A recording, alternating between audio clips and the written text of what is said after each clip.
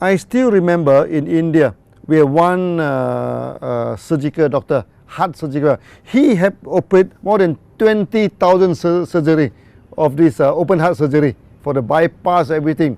Eventually, he prescribed the accents, this thing. He told me that the more he operate, the more the patient coming in, and those patients after operate, sometimes after 6 months, after 7 months, come back again with the same problem again.